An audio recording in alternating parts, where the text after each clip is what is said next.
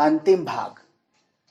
हमें यह किसी भी तरह कदापि नहीं भूलना चाहिए कि नारी अर्थात मां इस जगति का सबसे सुकोमल, संवेदनशील एवं श्रेष्ठतम तत्व है।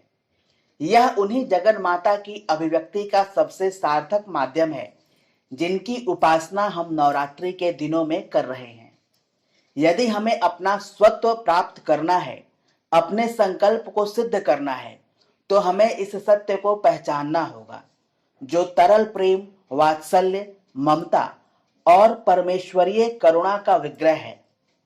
उस मां को और उसके मातृत्व भाव को दूषित प्रदूषित करने की प्रक्रिया आधुनिकता के नाम से जानी जाने वाली परंपरा नहीं रुकी तो पशुवत मनुष्य ही जन्मेंगे, मनुष्यवत देवता नहीं।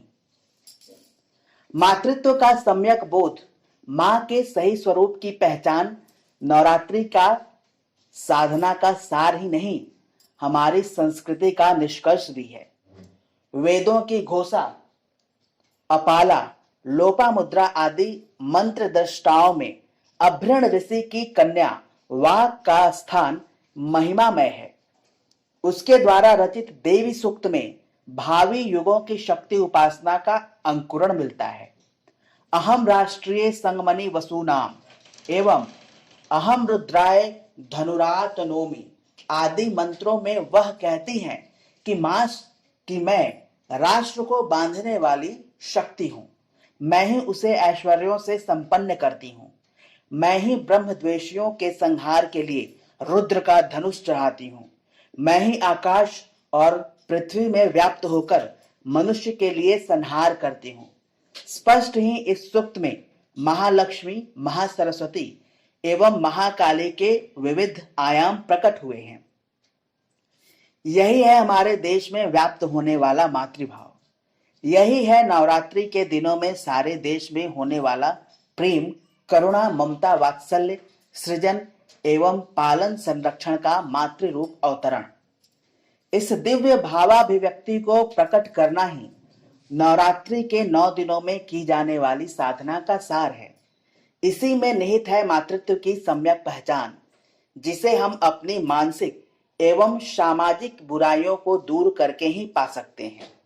नवरात्रि के दिनों में गायत्री महामंत्र के 24,000 अक्षरों वाले मंत्र के 24,000 जप का अनुष्ठान तो करें ही, पर साथ ही अपने संवेदन शून्य मन को मां के प्रेम से भी संवेदित करें। अपनी मां को सच्ची और सम्यक प्रतिष्ठा प्रदान करने के अधिकारी बनने का अनुष्ठान भी करें। नारी के जीवन में, देश की व्यापकता में, धरती के कण कण में व्याप्त मां को यदि पहचान सके, उसकी भाव भरी पूजा कर सके, तभी हमें सुख, समृद्धि एवं भक्ति शक्ति के सारे सुफल मिल सकेंगे। मां की अपार करुणा हम सब पर बरसेगी और देश ही नहीं, हमारा अपना जीवन भी मातृमय हो सकेगा। अखंड ज्योति, अप्रैल 2002।